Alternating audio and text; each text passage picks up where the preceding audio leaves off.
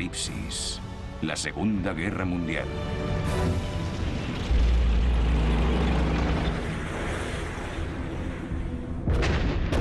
Agresión.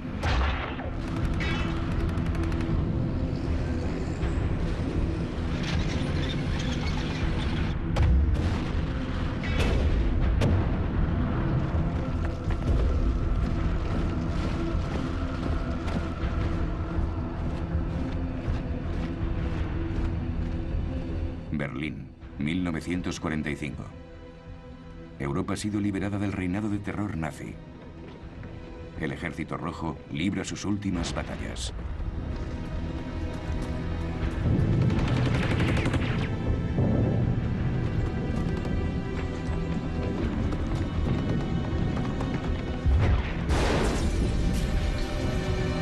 El capitán Josef Prautov, oficial ruso. El odio era muy profundo. Queríamos acabar con la guerra, aniquilar a esa fuerza que quería matarnos, terminar con ella de una vez por todas.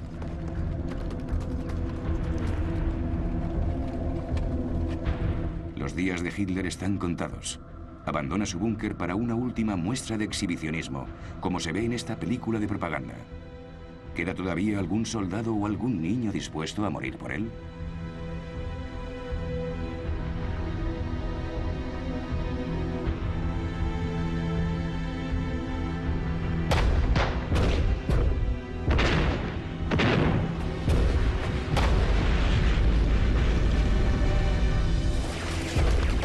La guerra dejó unos 50 millones de muertos. La mayor parte de ellos, civiles inocentes. Para las mujeres alemanas, el sufrimiento continuaría incluso cuando los cañones hubieran callado.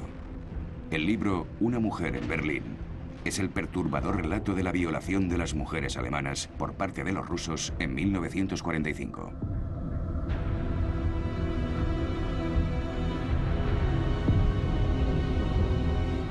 Me cogieron y me tiraron al suelo. Estaba tumbada con la cabeza en los escalones. Vi como uno de los soldados montaba guardia, mientras el otro me arrancaba la ropa interior y se metía brutalmente dentro de mí.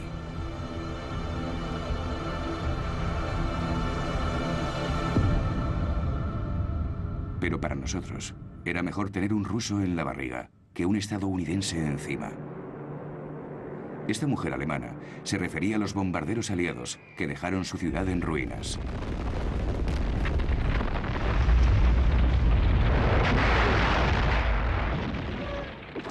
La Kurfürstendamm, la avenida más elegante de Berlín.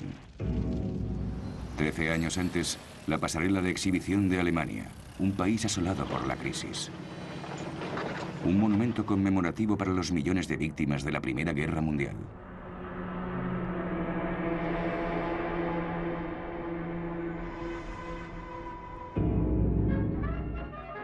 Marlene Dietrich canta El Ángel Azul en Berlín.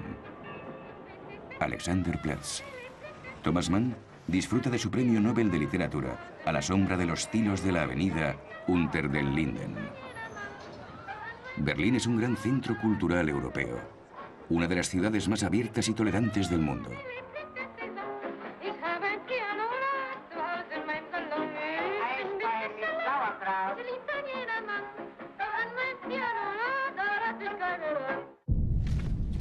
Pero en 1933, todo eso cambia. Mediante la intimidación, la demagogia y el aprovechamiento de la amargura de los excombatientes alemanes, Hitler y sus milicias armadas, como las SA con su himno, el Lied de Horst Wessel, toman el control de Alemania.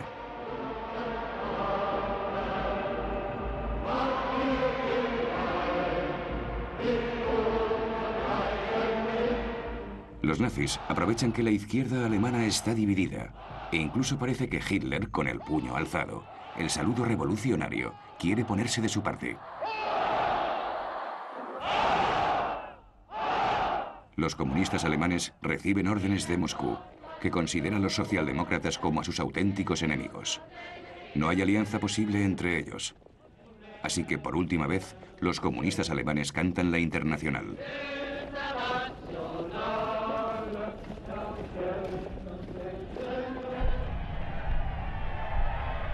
Hitler llega al poder legalmente el 30 de enero de 1933. En apenas unos meses, su dictadura es firme. Se convierte en Die Führer, el líder.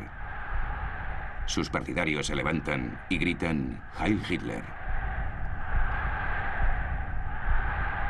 Sin embargo, no todos los alemanes están totalmente convencidos. Así que una y otra vez, Hitler repite insistentemente sus simples eslóganes nacionalistas.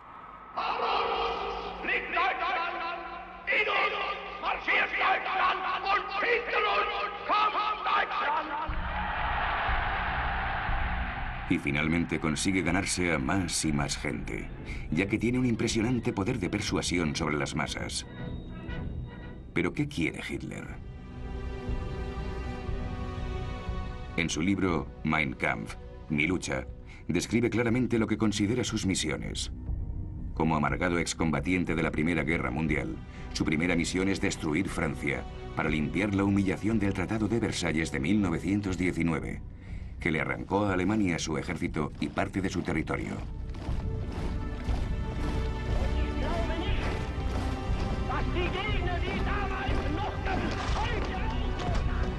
Después quiere conquistar lo que él llama Lebensraum, o espacio vital. Alemania tiene una población de 80 millones de personas, el doble que Francia. Quiere que Alemania se convierta en la potencia mundial que merece ser.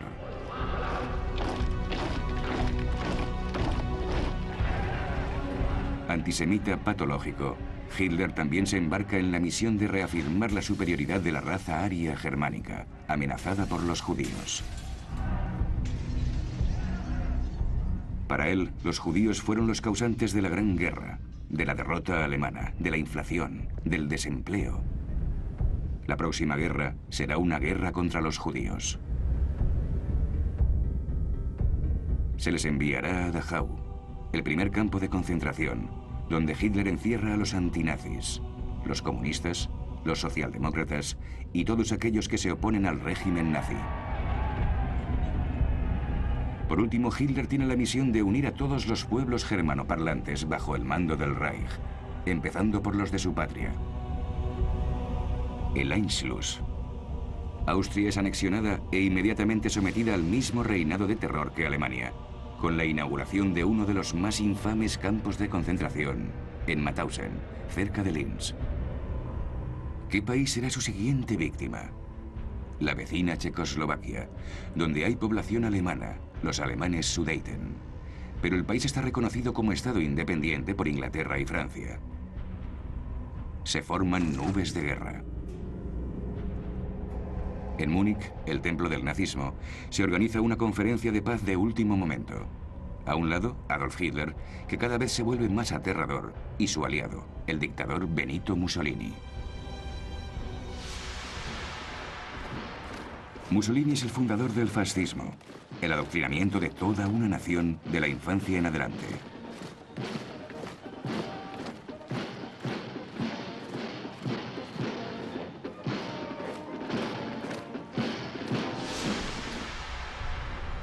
Al otro lado, las democracias occidentales, victoriosas pero exhaustas tras la Gran Guerra. Neville Chamberlain, el conservador primer ministro británico, y el premier radical socialista francés, Édouard Daladier, quieren salvar la paz.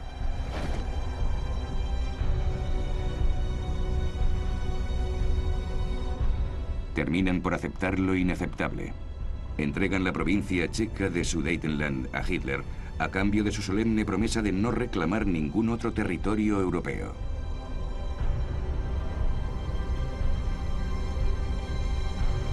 Pero, ¿qué vale la promesa de Hitler? Apenas 6 meses después, invade el resto de Checoslovaquia y entra en Praga acompañado por el mariscal Hermann Göring.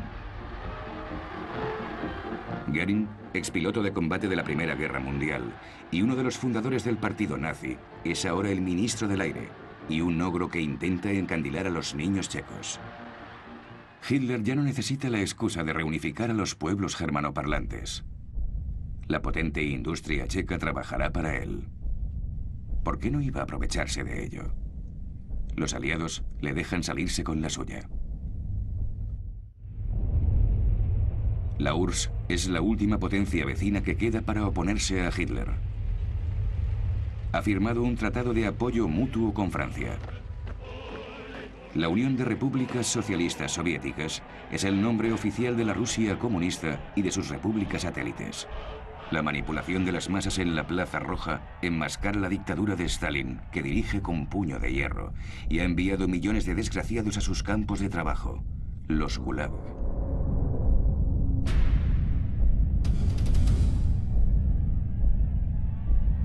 La industrialización y la militarización forzosa han convertido a la URSS en una gran potencia. A pesar de su miedo al comunismo, las potencias occidentales confían en la URSS.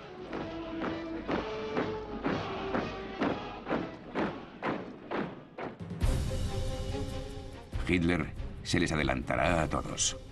En el verano de 1939, en su casa de Berchtesgaden, con su ministro de Asuntos Exteriores, Joachim von Ribbentrop, prepara una maniobra de bloqueo.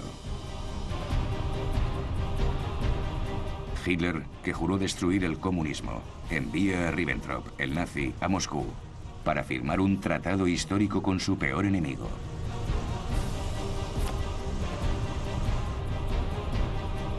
Cuando el ministro de Asuntos Exteriores de Stalin, Molotov, firma el pacto germano-soviético, los comunistas quedan totalmente desconcertados, como estos miembros del partido francés.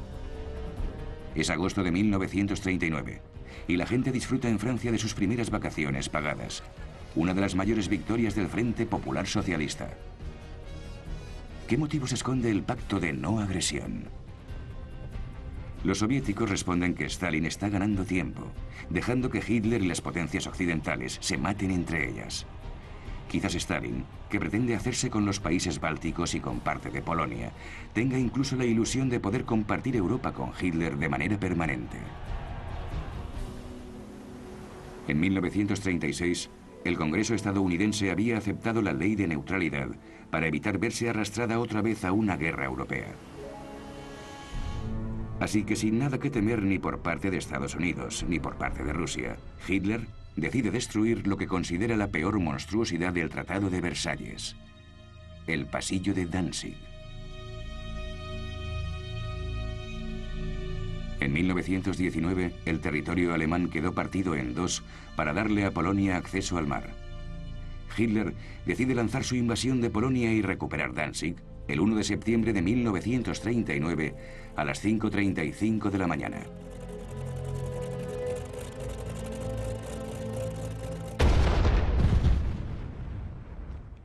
El primer cañón de la Segunda Guerra Mundial se dispara en Danzig.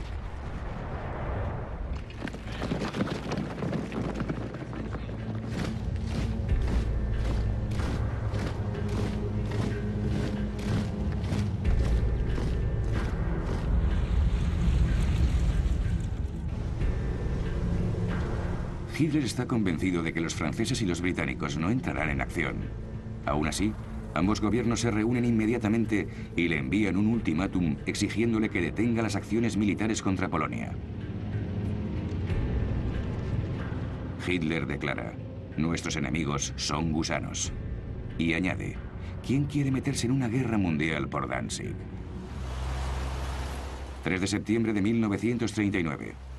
A las 11 de la mañana, el embajador de Gran Bretaña en Berlín entrega una declaración de guerra. A las 5 de la tarde, Francia declara la guerra a Alemania. Hitler apenas puede creerlo.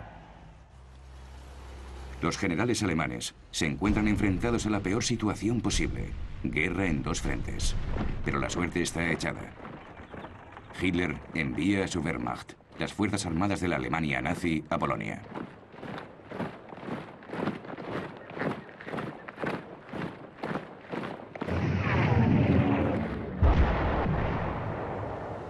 La caballería polaca entra en la batalla como en épocas pasadas. Ataca a los tanques alemanes y es aniquilada.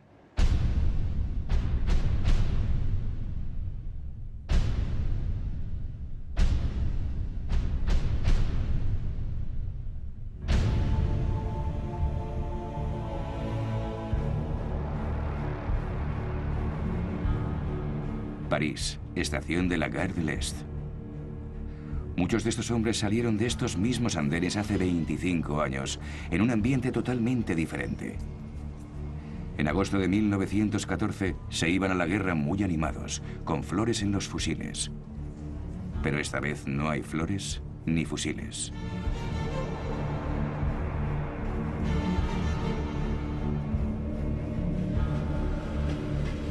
Nadie quiere luchar en esta guerra. Se movilizan 4 millones de hombres. Muchos de ellos son granjeros, ya que Francia sigue siendo un país principalmente rural.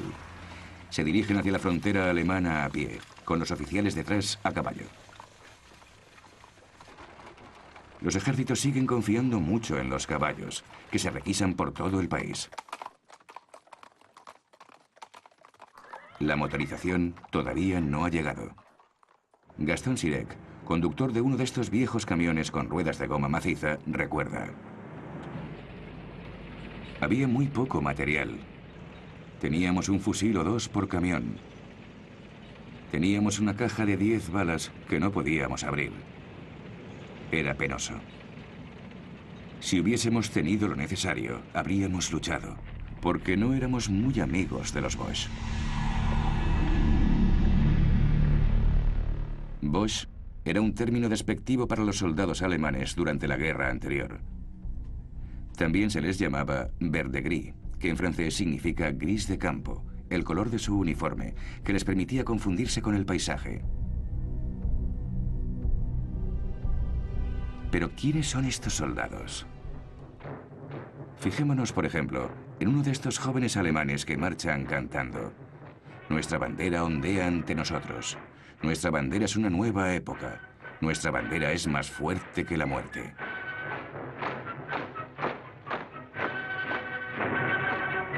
Se llama August von Kachneck. Escribe: pensaba que una carrera militar era la mejor opción. Mis padres también lo pensaban. Mi padre me decía que al menos así podría seguir abriendo la boca y decir lo que pensaba sin tener que hacer el saludo nazi. En septiembre de 1939, August von Kachneck se entrena para ser comandante de tanques. Escribe: mi padre, que era un general, me decía que los franceses tienen 40 divisiones en la frontera, mientras que nosotros tenemos 15. Todas las demás están en Polonia. 500.000 hombres contra 200.000. Nos doblan en cantidad.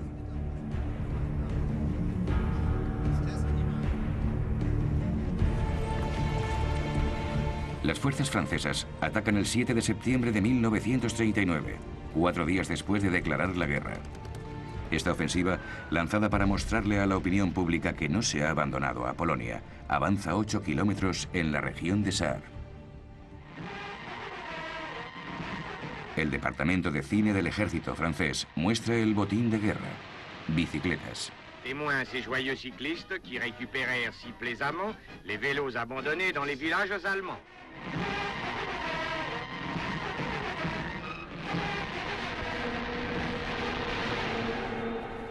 La ofensiva del Saar se detiene allí y degenera en una serie de escaramuzas, ataques de comandantes de élite dirigidos por el héroe Joseph Darnaud, que recibe el apodo de primer soldado de Francia.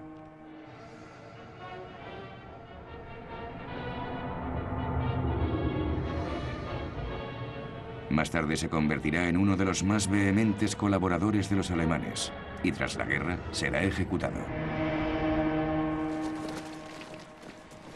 El ejército francés, a pesar de sus héroes y de su superioridad numérica, no emprende más acciones. El general Maurice Gamelin, de 67 años de edad, es el comandante en jefe de las fuerzas terrestres aliadas franco-británicas, ya que los franceses superan en número a los británicos, que creen que esta guerra no es de verdad y que se resolverá pronto.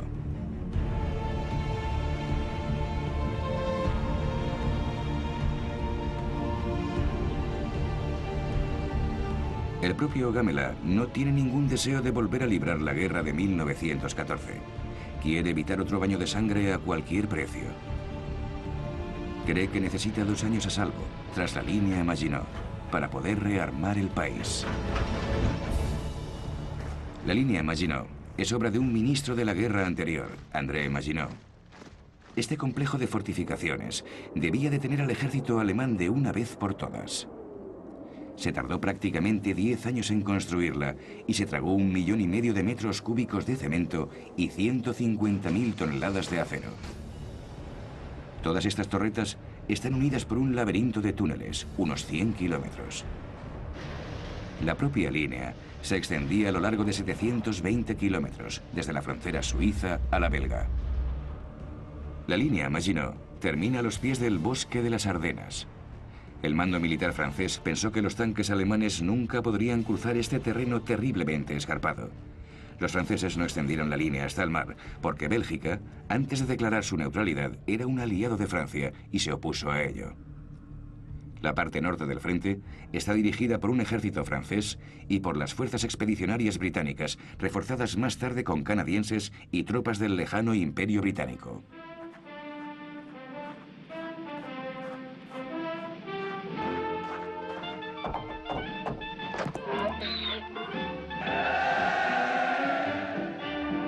En Gran Bretaña, una de las canciones populares de la época es Lavando en la línea Siegfried.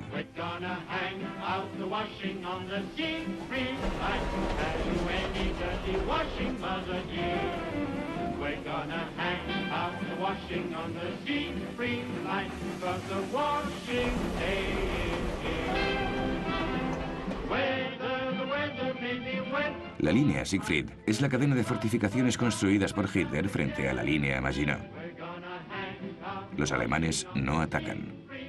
Todavía intentan evitar un segundo frente. Sin embargo, los franceses toman algunas precauciones. Evacúan a la población de Alsace y Lorraine a las regiones de Périgord y Charente en el sudoeste. Estrasburgo, una ciudad fantasma, abandonada por la población, sin alma, especialmente en las sinagogas.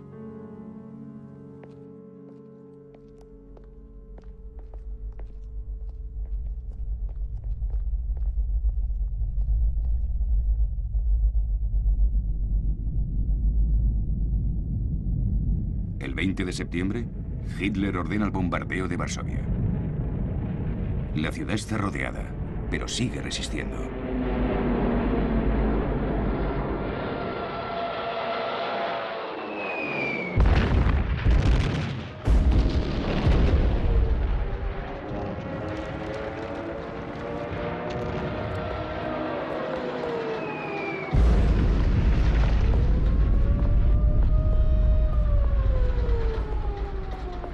El Führer quiere sembrar el terror en el corazón y la mente no solo de los polacos, sino también de los franceses y los británicos. Mirad lo que os espera.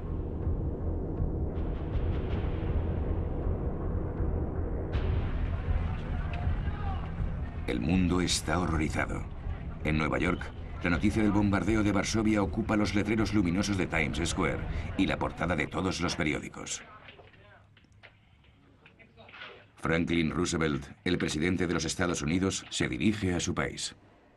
This nation will remain a neutral nation, but I cannot ask that every American remain neutral in thought as well.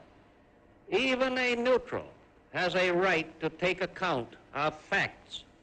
Even a neutral cannot be asked to close his mind or to close his conscience.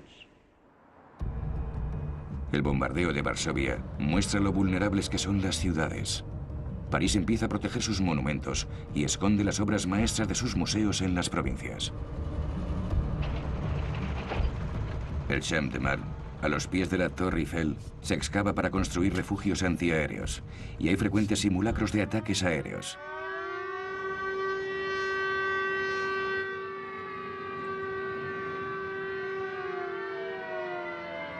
Las máscaras antigas son obligatorias.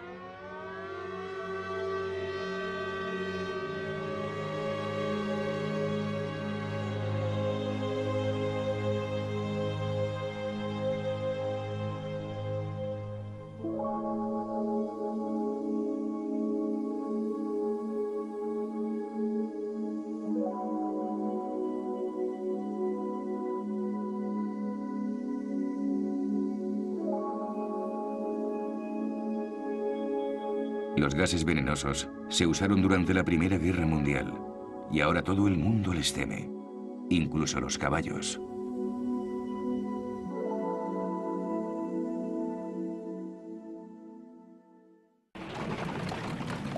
Mientras tanto, Polonia sigue siendo masacrada despiadadamente.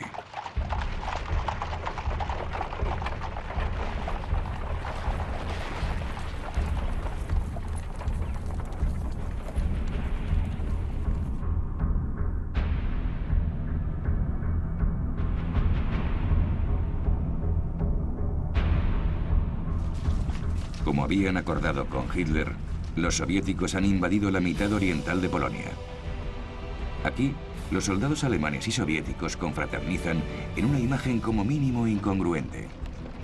Los nazis reparten panfletos que dicen: el ejército alemán saluda al ejército rojo de trabajadores y granjeros, por los que siempre ha sentido el mayor de los respetos.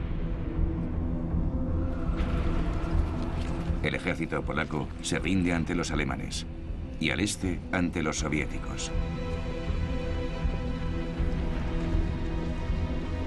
Stalin ordena entonces la ejecución de 20.000 prisioneros polacos.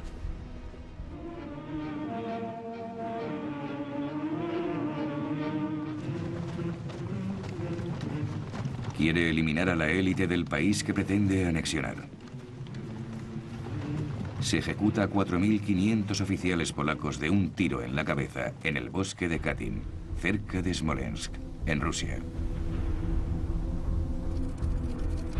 2 años más tarde, en el Kremlin, Stalin se reúne con el jefe del gobierno polaco en el exilio, el general Sikorski, que le entrega una lista de oficiales polacos desaparecidos. Los soviéticos niegan cualquier implicación.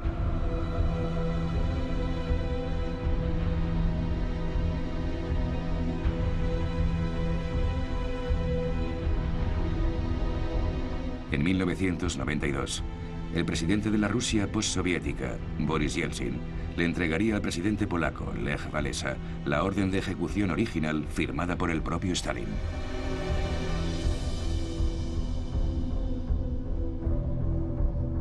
Al ocupar media Polonia, Stalin es un juguete en manos de Hitler, que necesita una frontera común con la URSS para llevar a cabo su plan de invadir Rusia.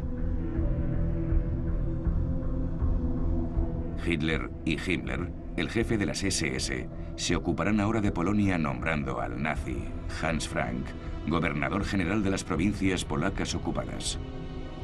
Este proclama: tengo poder sobre la vida y la muerte de los polacos.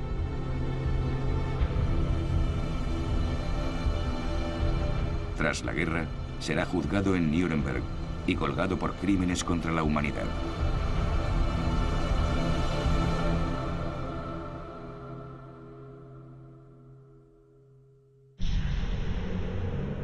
Un alemán filma a estos gitanos, prisioneros en un corral. Para los nazis no son personas. Las mujeres serán esterilizadas a la fuerza porque no merecen reproducirse. Los nazis declaran abierta la temporada de caza de gitanos. Centenares de millares serán internados en campos de concentración.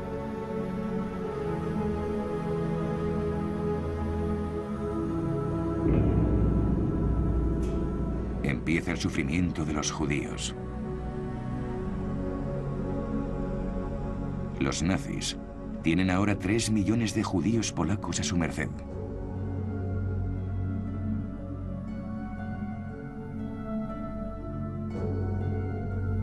Hitler sigue sin saber qué hacer con ellos. Mientras la guerra vaya bien, puede deportarlos al este o incluso enviarlos a Madagascar.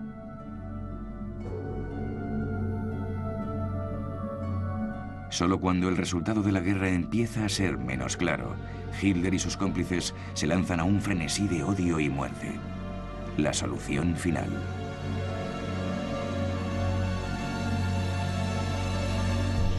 Por el momento, los judíos deben identificarse, señalarse con una estrella amarilla y encerrarse en guetos, algunos de los cuales están completamente vallados. Del diario de uno de esos pobres desgraciados. Es desgarrador ver las vergonzosas escenas de violencia que tienen lugar ante nuestros ojos. Mujeres y ancianos golpeados en las calles por mezquinos matones. Los ojos se me llenan de lágrimas. Toda nuestra impotencia, todo nuestro aislamiento es evidente, ya que nadie en absoluto nos defiende. Somos muy débiles.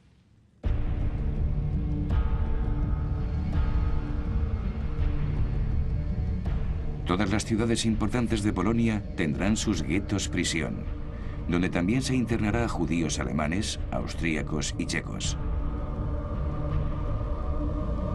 Los judíos todavía se sienten confiados. Quizás algún día puedan volver a sus hogares. Todavía no saben que morirán de hambre y de frío. No saben que la Shoah está a punto de empezar.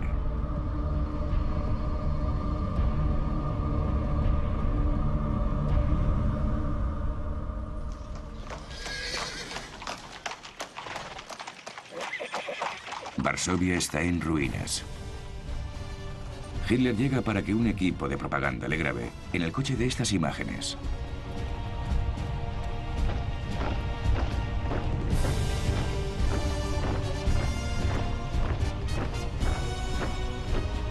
Estos victoriosos soldados alemanes desfilan con la marcha de los granaderos, pero no fueron demasiado eficientes durante la campaña polaca.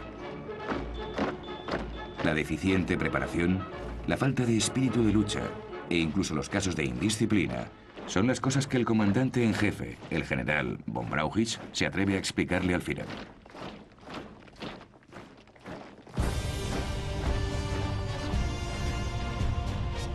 Hitler se pone furioso, pero es inmune a las dudas y ordena que se prepare el ataque occidental.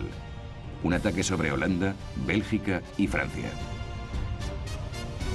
Algunos de sus generales creen que es una locura. Empiezan a planear el derrocamiento del Führer. Es un momento crucial. Está en juego el curso de la historia. 8 de noviembre de 1939. Hitler escapa por poco a un intento de asesinato. Parece que disfrute de algún tipo de protección divina. Cuando asiste al funeral por las víctimas, ya no es el mismo hombre. Su poder sobre el ejército y el pueblo alemanes ha aumentado incluso más. Les dice a sus generales: mi decisión es irrevocable. Atacaré Francia cuando llegue el momento. Triunfaré o moriré en el intento. Aún así, Hitler no tiene muy claro el ataque occidental, puesto que también dice: la guerra es como abrir la puerta de una habitación oscura. Nunca sabes qué ocurrirá.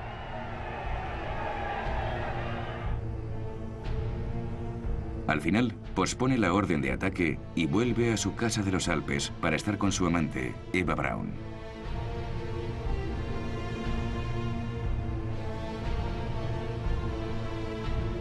Fue ella quien filmó estas imágenes del séquito de Hitler. El arquitecto del Reich, Albert Speer, que da largos paseos con Hitler. Speer recuerda: Hitler quería rebautizar Berlín como Germania.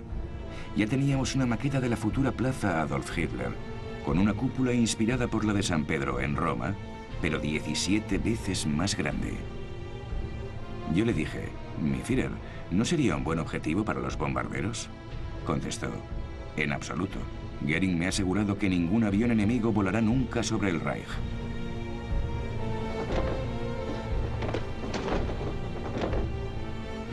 Desde las barracas, el futuro oficial alemán August von Kachneck escribe a su madre: todos estamos impacientes por luchar. Estamos listos para la batalla. Su madre le contesta: esta guerra es un crimen y tendremos que pagar por él.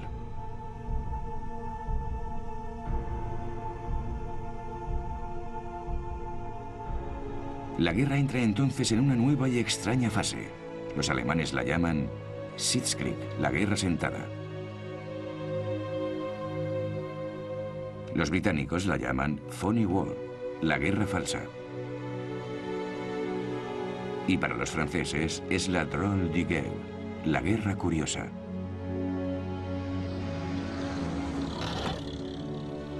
Un largo y extraño periodo de espera, especialmente duro para las mujeres. Para ellas, no solo se trata de la angustia de la guerra, sino también de la supervivencia de sus familias.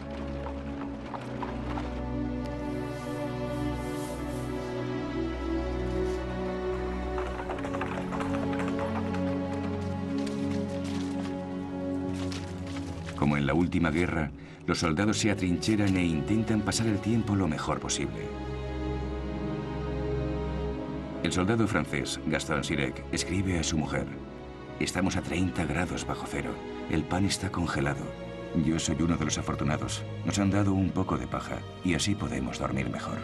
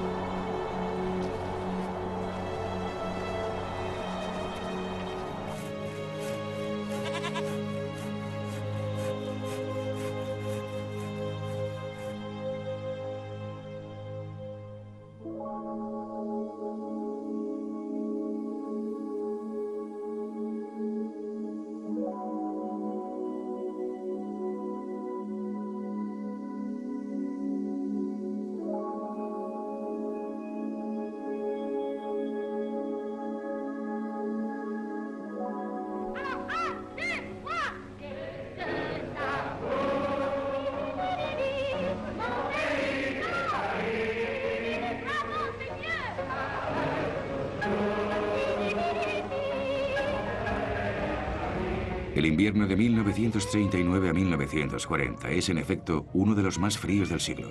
Para empeorar la situación, todos los inviernos de esta guerra serán brutalmente fríos.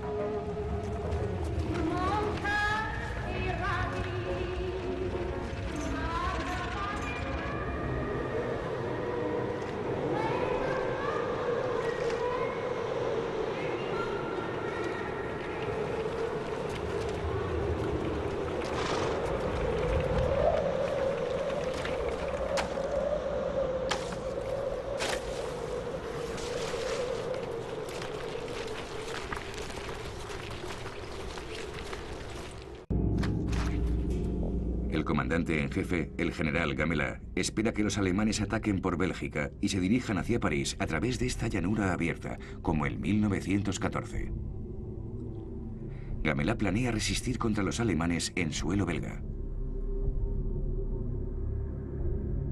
En Francia, el coronel de Gaulle, un oficial de tanques que está empezando a hacerse un nombre, critica esta estrategia. La llama la mentalidad de la línea Maginot, que consiste en esperar a que el otro bando mueva ficha. En su libro Hacia un ejército profesional, defiende el paso a la ofensiva haciendo un uso masivo de los tanques. Francia produce 300 tanques al mes, pero se dispersan en todas las secciones para apoyar a la infantería.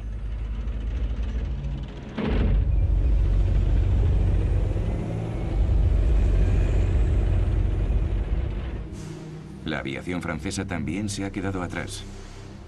Francia pidió 4.000 aviones a Estados Unidos, a pesar de la tendencia aislacionista capitaneada por Charles Lindbergh, el héroe que hizo el primer vuelo transatlántico en solitario y uno de los máximos exponentes del movimiento America First, Estados Unidos primero. Si creéis en un Estados Unidos independiente, si creéis que este país no debería entrar en la guerra europea, os pedimos que os unáis a la comunidad America First en sus posturas. Es la voz aislacionista de Estados Unidos y de personalidades como Henry Ford, el fabricante de coches antisemita. O como Joseph Kennedy, el embajador estadounidense en Londres, que está en contra de la guerra, mientras que su hijo, John, el futuro presidente Kennedy, apoya a las democracias europeas. Los simpatizantes nazis estadounidenses también contribuyen al apasionado clima imperante a principios de 1940. En Europa, la Unión Británica de Fascistas también es bastante activa hasta ser prohibida. Oswald Mosley, el Führer inglés, desafía al gobierno en el centro de Londres. Pasará los siguientes años en la cárcel.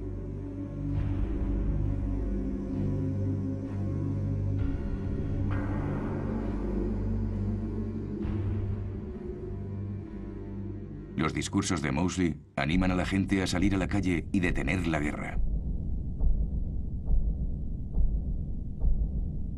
Pero Winston Churchill ha tomado las riendas del gobierno británico.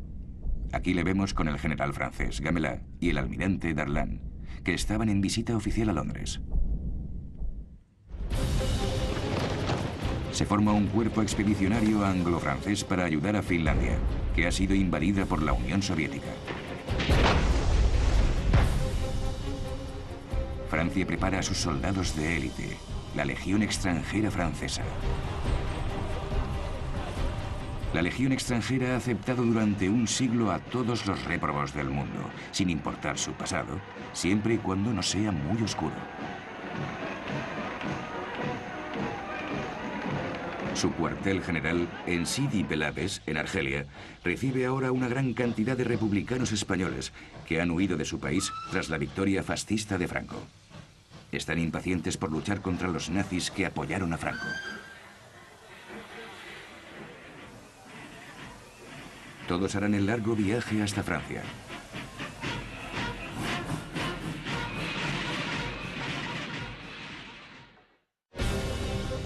Los legionarios se embarcan en Brest junto con los bien equipados Chassés Alpins, un cuerpo de montaña entrenado para luchar en la nieve. Pero Finlandia y la Unión Soviética firman un tratado de paz. Unos días después, Hitler lanza una ofensiva contra Dinamarca y Noruega. El Blitzkrieg, la guerra relámpago. La Wehrmacht toma Oslo en apenas 2 días. Hitler busca proteger la ruta del hierro. El hierro es indispensable para el esfuerzo de guerra alemán, y el 50% del metal de hierro sueco sale del puerto noruego de Narvik.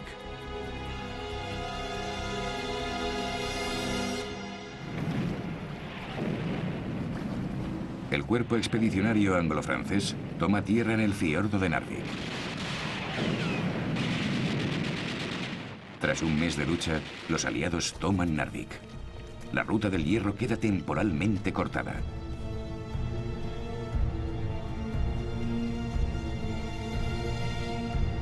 La victoria es buena para la moral francesa y da crédito a su lema: venceremos porque somos los más fuertes. Pero el cuerpo expedicionario deberá abandonar Narvik y durante el resto de la guerra, tren de carga tras tren de carga de hierro sueco alimentarán la maquinaria de guerra alemana. Los franceses vuelven a casa, ya que los alemanes acaban de lanzar su ofensiva occidental. 9 de mayo de 1940. Hitler se marcha de Berlín en su tren privado, cuyo nombre en clave es América, y se dirige al oeste, al nuevo cuartel general cercano a la frontera francesa. Hitler anuncia: caballeros, la ofensiva acaba de empezar.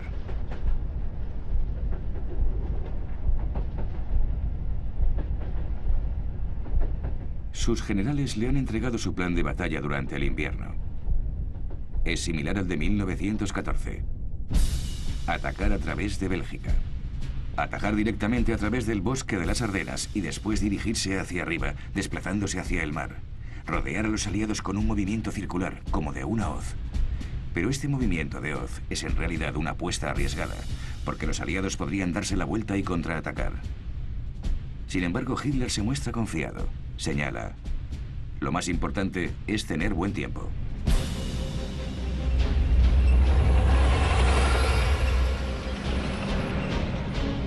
El teniente August von Kachneck afirma: somos la Wehrmacht, las fuerzas armadas de la Gran Alemania. La victoria es segura.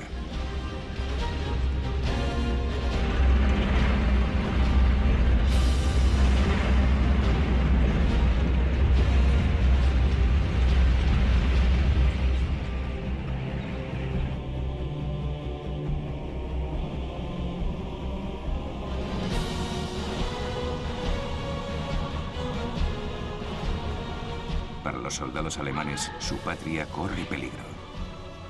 Al fin y al cabo, fueron los franceses los que le declararon la guerra a Alemania. 10 de mayo de 1940. Al amanecer, los paracaidistas alemanes saltan sobre Holanda. Su misión es capturar los campos aéreos y los puentes de los alrededores de Rotterdam. Al mismo tiempo, Hitler destaca su maquinaria de guerra en Bélgica.